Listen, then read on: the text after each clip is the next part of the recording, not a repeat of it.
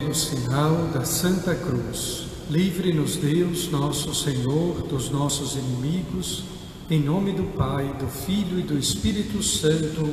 Amém. Louvado seja nosso Senhor Jesus Cristo. Para sempre seja louvado. E nossa Mãe, Maria Santíssima. Queridos padres aqui presentes na Catedral, Padre Zenilson, pároco, Padre Erandi, reitor do seminário, Padre Walter, reitor do seminário propedêutico, Padre Aloísio, diretor espiritual de ambos os seminários, como também o Padre Jefferson, nesse momento tão importante, o diretor-chefe da PASCOM. Saúdo também os nossos seminaristas, especialmente os dois que logo mais, na Santa Missa, daqui a pouco, serão instituídos no Ministério de Acólitos. Queridos irmãos e irmãs, que rezam conosco o texto da Misericórdia, a Santa Missa logo em seguida, e neste momento participam da catequese quaresmal. Nós estamos vivendo um tempo diferente, atípico. Diferente de tudo aquilo que nós já vivemos em nossa vida. Alguns chegam até a comparar esse tempo com um tempo de guerra. Os mais velhos nunca tiveram notícia, pelo menos a experiência de vida, de um tempo em que as portas das igrejas estivessem fechadas. Nunca ouvimos, nunca vivemos isso. E mais ainda, nunca esses cantos, esses hinos que falam de lamento, de súplica, de misericórdia, foram tão fortes em nossa vida. E é por isso que a igreja existe. Independente das portas dos seus templos estarem abertas ou fechadas, a igreja existe, porque ela nasceu exatamente do coração sagrado de Jesus na cruz. Guardem bem isso. A igreja nasce do coração de Cristo, ferido, aberto por golpe de lança. Na última catequese, eu dizia que o último respiro de Cristo na cruz era o primeiro respiro da igreja. E muitos internautas, muitos daqueles que nos acompanham pelas plataformas digitais, copiaram isso. O último respiro de Jesus foi o primeiro respiro da igreja. Exatamente porque na cruz ele expira e entrega o seu Espírito Santo. Assim como do lado de Adão foi formada Eva, foi retirado uma costela de Adão para modelar a mulher, igualmente do lado de Cristo foi formada a igreja. Isso está no Evangelho de São João, no capítulo 19, versículo 34. Não é uma comparação qualquer, não é simplesmente uma analogia retórica. Há um fundamento teológico nisso. De um lado, de Adão, da sua costela, a mulher, a sua esposa. Do lado de Cristo, não mais do osso, mas do seu coração, uma esposa, a igreja. Por isso que São Paulo, apóstolo, escrevendo à comunidade de Éfeso, no capítulo 5, versículo 25, São Paulo dizia: Cristo amou a igreja e deu a vida por ela. Notem bem, todas as expressões paulinas, quando comparam a igreja à esposa de Cristo, para dizer dela que ela foi amada por Cristo e por ela o Cristo deu a própria vida, São Paulo sempre se refere no singular, não às igrejas. Me desculpem se não sou politicamente correto, mas há um fundamento de fé. Nós cremos numa igreja única, una. E por isso nas Sagradas Escrituras, o singular. Cristo amou a igreja e deu a vida por ela. Numa outra expressão paulina, de uma das suas cartas, São Paulo diz: maridos, como Cristo amou a igreja, amai também as suas esposas. Aí sim entra o plural, mas no sentido físico, da pertença de uma esposa a um marido. Mas da pertença de Cristo é sempre no singular, é a sua igreja. Onde está escrito que eu repudiei a vossa mãe, a igreja? Por acaso ela não é mais a minha esposa? Dizia um dos místicos, se referindo a Cristo. São Cipriano, um dos padres da igreja, logo no início do cristianismo primitivo, fazia uma afirmação contundente para os nossos dias atuais: quem não ama a igreja, não ama a Cristo. Continuava ele: não pode ter Deus como Pai, quem não tem a igreja como mãe. E é desse modo que nós cremos e professamos todos os domingos: creio na Santa Igreja. Não diga, não reze, não professe publicamente se você não crê nesta verdade. É verdade de fé. A igreja é esposa de Cristo.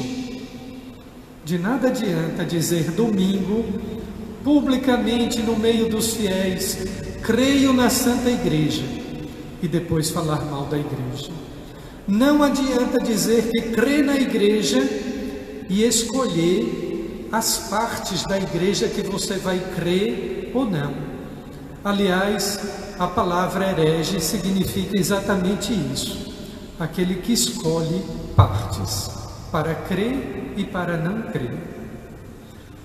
Quando nós ouvimos os lamentos das pessoas, como foi cantado agora, porque a igreja está fechada, que saudade das missas, quem diria, uma Semana Santa com templos fechados. E hoje, numa determinada rádio da nossa cidade, vou dizer o nome porque é uma rádio parceira, que inclusive abriu um novo horário de transmissão das missas aqui na Catedral, é a Rádio Jornal. O locutor me perguntava: mas e agora? Com essa decisão do TRF2, permitindo que as igrejas sejam instrumentos essenciais nesse tempo de pandemia, a Igreja Católica irá reabrir as suas portas? Eu respondi: a igreja, o corpo místico de Cristo, ela não fecha, nunca.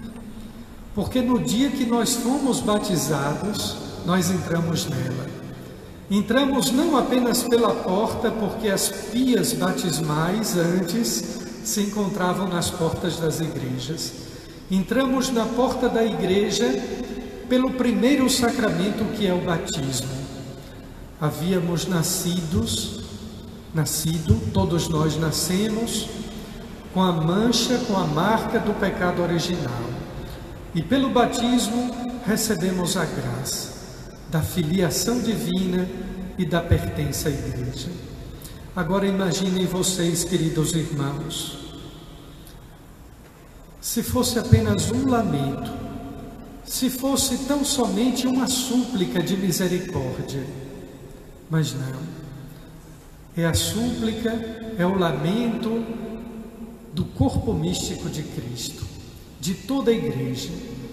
de todos nós que dela fazemos parte. Isso me faz muito lembrar uma outra expressão que ocorreu na vida de Paulo e que é narrada também nos Atos dos Apóstolos, que é a queda de Paulo, a sua conversão, no caminho para Damasco. Jesus Cristo já não estava mais, já havia na cruz morrido e ressuscitado ao terceiro dia. Paulo era um homem religioso, discípulo, fiel seguidor de Gamaliel. Aliás, tudo quanto Paulo fez em sua vida, perseguindo os cristãos, fez por observância, não fez por má fé. Fez exatamente porque era um legítimo observante da lei judaica. E Paulo, a caminho de Damasco, quando sofre aquela queda, cai do cavalo, quando seus olhos não conseguem nada enxergar, seus ouvidos escutam uma voz: Paulo, Saulo, Saulo, por que me persegues? Por que me persegues? Era exatamente o Cristo, presente na vida de todos aqueles que foram perseguidos, de todos aqueles que sofreram. Quase sempre eu digo, queridos padres, as pessoas que sofrem, Cristo sofre com você. Cristo sofre com todas aquelas famílias espanholas de 700 e poucas pessoas que morreram em 24 horas. Sofre com todas as famílias de mais de 10.000 italianos que morreram nos últimos dias. E com certeza sofre com os mais de 200 familiares brasileiros que já morreram nestes primeiros dias de Covid-19. Cristo sofre conosco, porque nós somos membros da igreja, porque a igreja é seu corpo, é sua esposa. E é por isso então que Jesus, na cruz, despojado de suas vestes, não pode mais ser identificado com nenhuma cultura. Ele é de todos, é dos italianos como é dos espanhóis, é dos brasileiros como é também dos iranianos. Agora, naquele momento em que Cristo na cruz está despojado de suas vestes, não se lembra tanto das suas palavras, não se recordam tanto dos seus sermões, dos seus milagres, mas na cruz estava a extirpação da culpa humana. Se ele não tivesse ressuscitado dos mortos, nunca desceria sobre a terra uma treva maior do que aquela na sexta-feira da paixão, aquela escuridão de 3 horas da tarde que envolveu o Calvário. O mal nunca mais se mostraria tão forte como naquele dia, porque a coisa pior que o mal podia fazer era exatamente matar a bondade. Mas o Cristo ressuscita. Na ascensão, o Salvador não se despojou do seu corpo de carne, que tinha se revestido no Natal, na encarnação. Ele sobe aos céus de corpo e alma, gloriosamente, onde está sentado à direita do Pai. Porque a sua natureza humana ficaria como modelo da futura glória prometida às outras naturezas humanas que fossem incorporadas a Ele por meio da participação na sua vida. Existe, queridos irmãos, uma ligação muito íntima, intrínseca, entre encarnação e ascensão. O corpo de Cristo, que no Natal toma forma humana, e o corpo de Cristo, que na ascensão sobe aos céus. A encarnação é o fato dele ter assumido a natureza humana, o que tornou possível a Cristo sofrer e redimir a humanidade.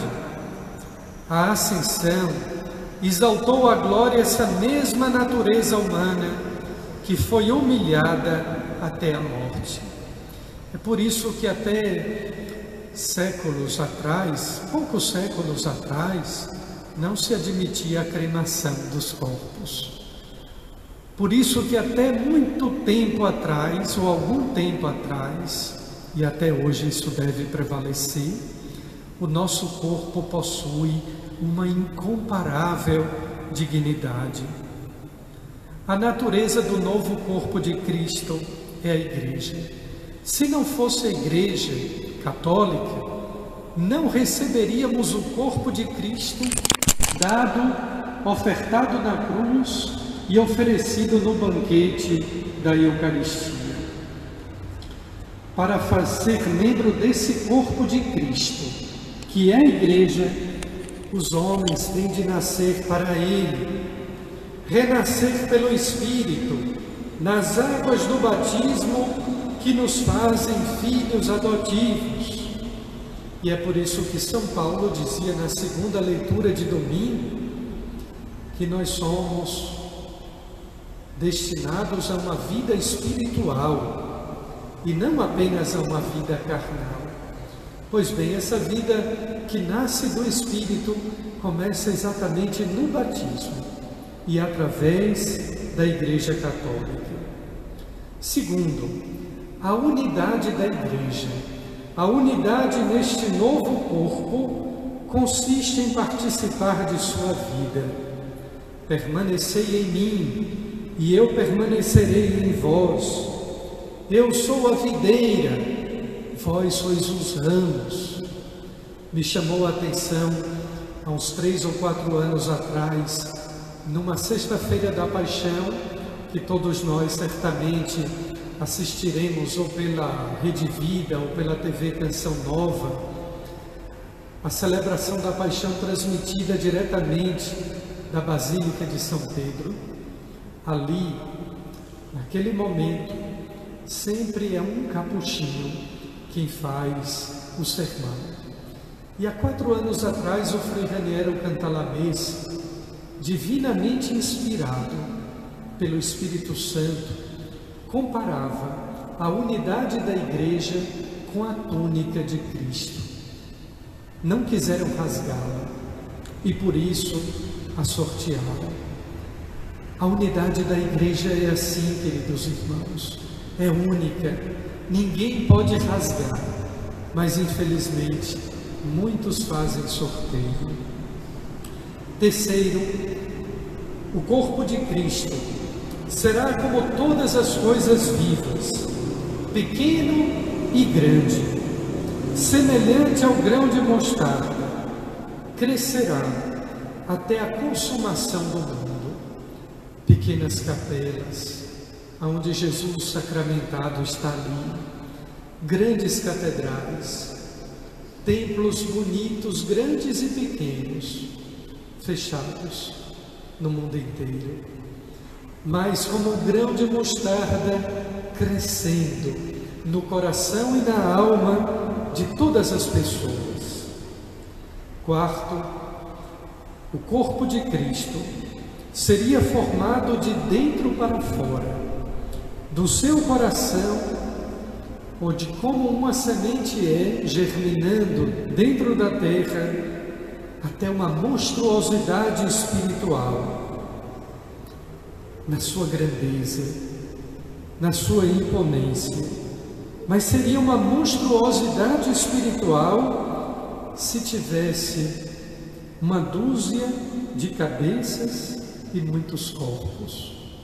Por isso reafirmo, a Igreja é única, a Igreja é una, há um só batismo, há uma só fé, há um só Senhor. Assim como o Filho de Deus se revestiu da natureza humana no ventre de Maria, sob a sombra protetora do Espírito Santo, assim em Pentecostes, tomou o corpo místico no ventre da humanidade.